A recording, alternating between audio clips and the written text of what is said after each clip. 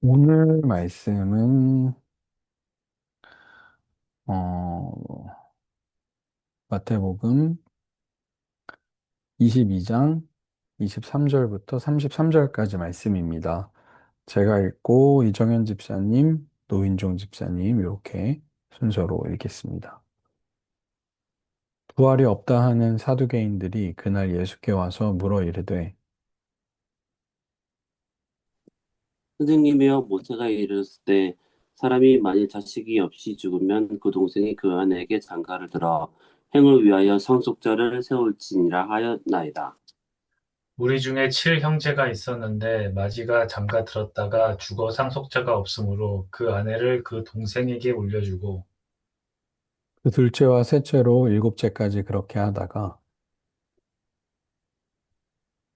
그 후에 그 여자도 죽었나이다. 그런즉 그들이 다 그를 취하였으니 부활 때 일곱 중에 누구의 아내가 되리이까? 예수께서 대답하여 이르시되 너희가 성경도 하나님의 능력도 알지 못하는 고로 오해하였도다. 부활 때에는 장가도 아니가고 시집도 아니가고 하늘에 있는 천사들과 같으니라.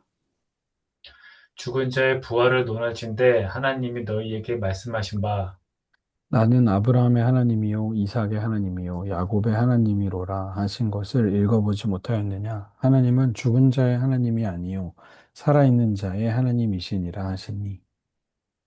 우리가 듣고 그의 가르침에 놀라더라. 아멘. 아멘. 네, 오늘 말씀도 지금 마태복음 21장 이후로는 그 보통 이제 종교 지도자들하고 예수님하고 부딪히는 내용이 많습니다. 종교 지도자들이라 하면 우리가 성경을 읽을 때 신앙생활을 오래 한 사람들이라고 생각하시면 돼요. 이 종교의 그 당시 유대교의 지도자들이었던 사람들이죠. 그러니까, 어떻게 보면 이제 오랫동안 신앙생활을 하고 있는 우리들이라고 보면 좀 이제 좀 이렇게 맞춰서 읽을 수가 있죠. 근데 이들이 예수님하고 좀 안 맞는 거예요. 그래서 이제 예수님에게 질문을 합니다. 첫 번째가 이제 황제에게 바치는 세금을 누구에게 바쳐야 되냐? 그랬더니 예수님께서 동전에 어떤 그려 있느냐? 그 유대 화폐에는 그 당시 로마 화폐에는 이제 가이사랴가 그려져 있었거든요. 그래가지고 신의 아들 이렇게 써 있고 그래서 가이사의 것은 가이사에게 하나님의 것은 하나님에게 드려라 이렇게 이야기하죠. 그게 뭐냐면 이 동전은 가이사의 것이지만 우리 인간 전체는 하나님의 소유다. 이렇게 이런 이야기를 하신 거예요. 그래서 다들 놀랐죠. 그리고 오늘 또 이제 사두개인들이 이제 질문을 합니다. 부활하고 그럼 부부는 어떻게 되느냐 이런 질문을 또 하고 이제 내일 그렇다면 제일 큰 계명이 뭐냐 이제 이러면서 예수님에게 질문을 던져요. 어떻게 해서든 말로 이 덫을 좀 만들어서 예수님을 어떻게든 잡아 넣으려고 이제 한 겁니다. 그래서 말씀에 보면 15절, 22장 15절 보면 바리새인들이 예수를 어떻게 말에 올무에 걸릴까 이렇게 하고 23절에 보니까 사두개인들이 또 예수께 묻고 34절에 보니까 35절에 보니까 한 율법사가 예수를 시험하여 묻는 거죠. 그러니까 계속해서 말로 예수님을 어떻게 좀 시험 들게 해볼까 이제 이런 것들이 이 지도자들의 모습이었어요. 그래서 이런 지도자들이 이제 오늘 예수님께 질문을 합니다. 사두개인들이 질문을 해요. 근데 사두개인은 부활이 없다고 믿었어요. 그리고 바리새파하고도 사이가 썩 좋지는 않았습니다. 왜냐하면 이 사두개인들이 모세 오경만을 하나님의 말씀으로 인정하던 사람들이에요. 그래서 모세 오경에는 부활에 대한 이야기가 없으니까 사두개인들이 부활은 없는 거 아니냐 이제 이렇게 하지만 모세 오경은 철저하게 믿던 사람들이었죠. 이 사람들이 예수님께 묻는 거예요. 이 앞전에 바리새인들이 물었을 때 된통 당했으니까 이번에 내가 한번 물어보겠다. 그래서 예수님의 권위 플러스 이 바리새파들에게 도전한 거예요. 우리 사두개파가 더 맞다. 우리가 맞다. 이제 이런 이야기를 하는 거죠. 이제 24절에 보니까 모세오경에 이런 얘기 하지 않았냐. 사람이 자식이 없이 죽으면 그 동생에게 아내를 장가들어 형을 위하여 상속자를 세울지라 이렇게 라고 말하지 않았냐라고 하면서 신명기 25장 5절과 6절에 있는 말씀을 인용을 합니다. 이 당시에 이런 그 법이 있었던 이유는 음, 그 토지 때문에 그래요. 토지.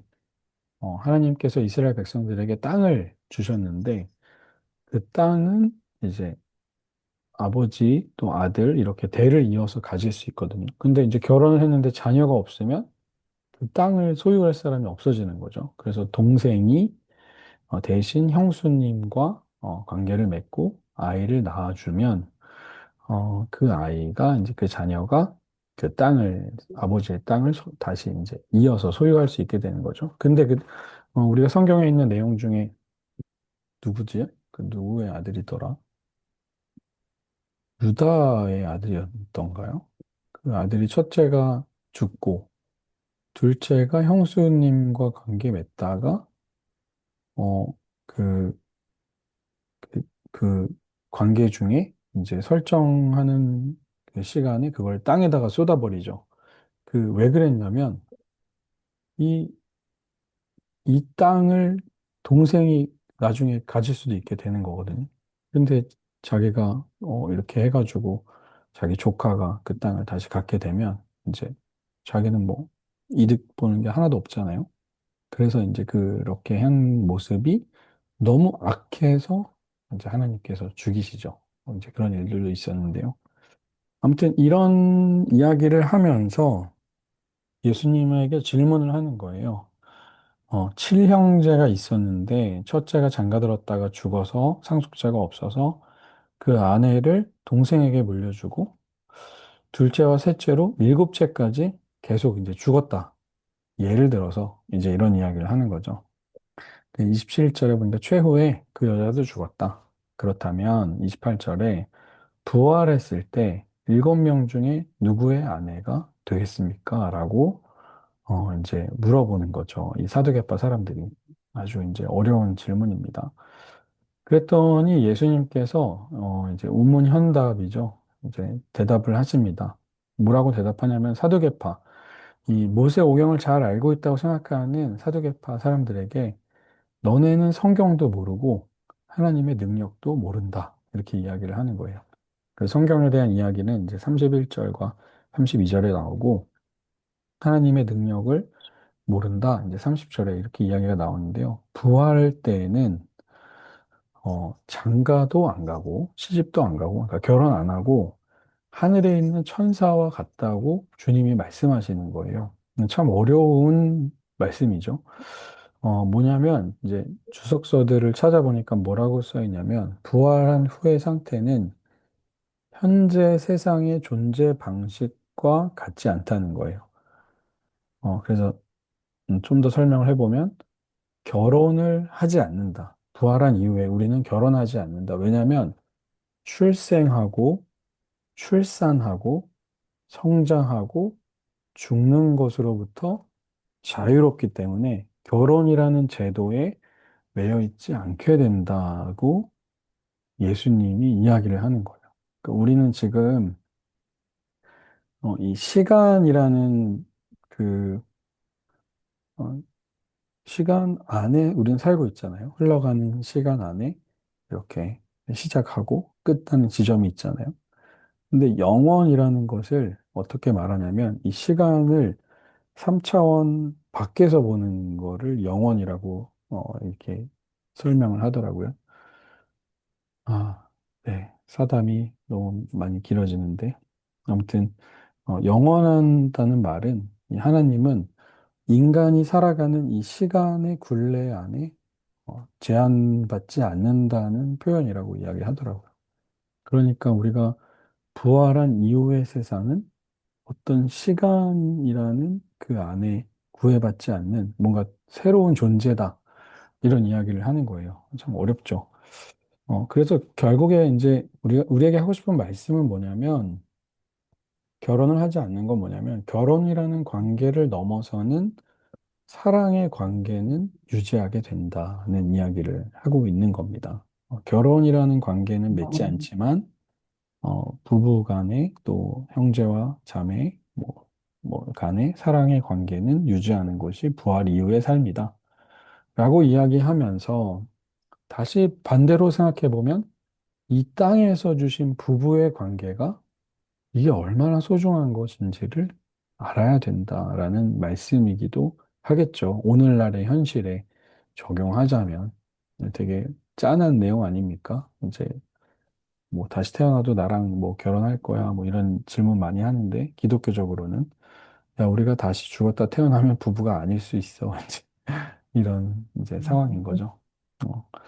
어, 그리고 31절과 32절에 부활에 대한 성경의 이야기를 이렇게 합니다. 이게 뭐 부활에 대한 이야기를 하는 거니까요.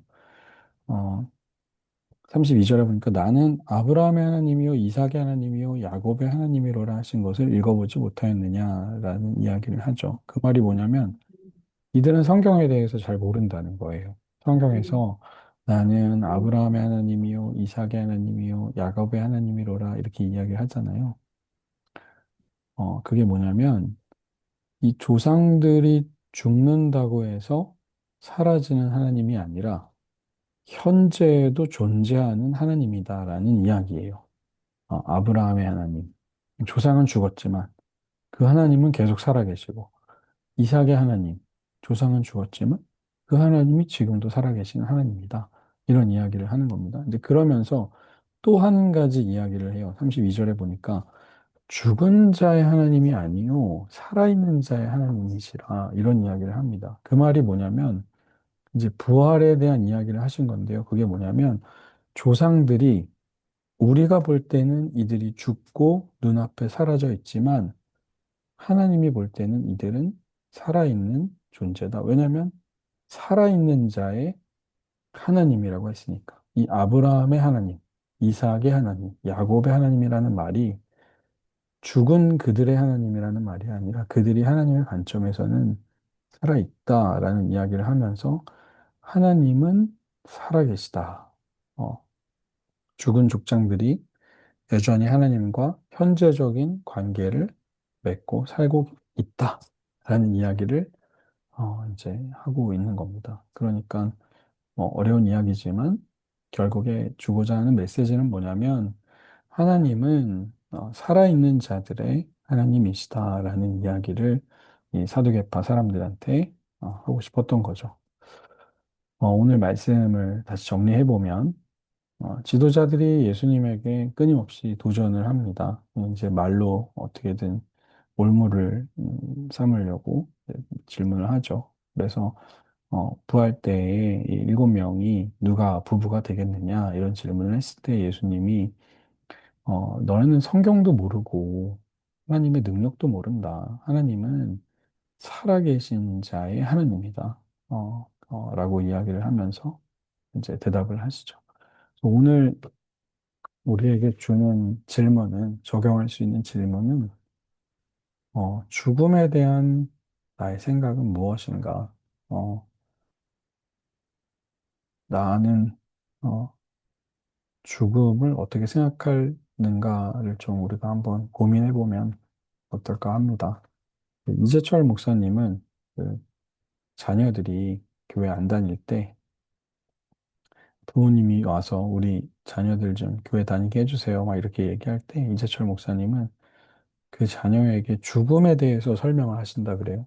생의 끝에 대해서 이야기를 하면 그 생이 얼마나 소중한지 그 생을 살게 하신 하나님을 생각하게 된다고 이렇게 이야기를 하더라고요. 그래서 죽음 이후에 그 부활의 삶이 어떠한지, 죽음이 나에게 어떤지 한번 같이 고민해 보면 좋을 것 같고요. 반대로 생각해 보면 아까 부활에 대한 이야기를 할 때 오늘 나의 곁에 있는 사람들에게 내가 할 수 있는 행동은 무엇인가? 나의 곁에 있는 가족들, 또 오늘 나와 함께하고 있는 이 잡목을 같이 하고 있는 여러분들, 또 우리 한 시대를 살아가는 우리 부산 온누리교회 청장년들, 또 이렇게 부산에서 함께 신앙생활 하는 이들에게 내가 해야 할 행동이 무엇인가? 그래서 오늘 나의 삶을 좀 더 소중히 여기고 죽음을 다시 한번 생각해 보는 시간이 되면 좋겠습니다. 우리 양지정 집사님 이거 마지막으로 읽어주시겠어요? 뮤트를 해제하시고. 네네.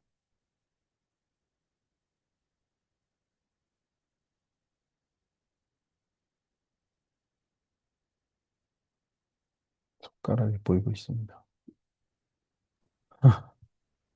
목사님, 저희 병원이어가지고 어, 말을 못해요. 네, 아, 입을 누가 입원하셨어요? 왜?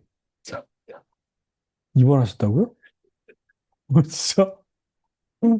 이렇게 말짱해 보이는데 왜 입원하셨어요? 아, 그래요. 아유, 알겠습니다.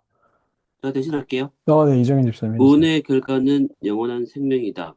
구원의 은혜를 입은 이들이 살아있고 하나님은 그들과 끊임없이 관계를 맺고 계시는 살아있는 분이시다. 아멘. 어디 아파요? 교통사고. 네, 어? 네. 오늘 출근하라. 어, 아이고. 뭐, 심하게 다친 거 아니죠? 아, 좋은 거 아니죠? 출근 안 해서. 그거 아니죠? 이 육아로부터 자유해서 되게 좋은 것 같기도 하고. 네, 아유, 감사합니다. 오늘도 수고하셨습니다. 제가 기도하겠습니다. 하나님, 감사합니다. 어, 살아계신 그 하나님께서 과거에 이스라엘 백성들의 하나님이셨을 뿐만 아니라 오늘도 살아계셔서 나와 함께하고 계시는 하나님이심을 믿습니다. 하나님, 내가 죽은 이후의 삶에 대해서 고민하고 걱정하는 것만큼 또 오늘을 주의 은혜로 잘 살아낼 수 있는 우리들 되게 하여 주옵소서. 오늘 나와 함께 있는 이들이 얼마나 소중한 사람들인지, 오늘 나에게 주신 그 시간들 얼마나 귀한 것인지 깨닫게 하여 주시고, 부활을 소망하며 그 살아계신 하나님과 날마다 관계 맺고 살아가는 우리들 되게 하여 주옵소서. 네. 오늘도 하루 이렇게 은혜로, 주의 은혜로 살게 해주셔서 감사합니다. 오늘을 살게 하신 하나님께 감사하며 그 하나님이 내일도 나에게 새 힘 부어주시고 다시 살게 하실 하나님이심을 믿으며 평안히 잠드는 시간 되게 하여 주옵소서. 특별히 양진영 집사님 기억하여 주셔서 또 사고의 후유증 없이 온전히 회복될 수 있도록 인도하여 주옵소서. 감사하며 예수님의 이름으로 기도합니다. 아멘. 네. 수고하셨습니다. 고맙습니다.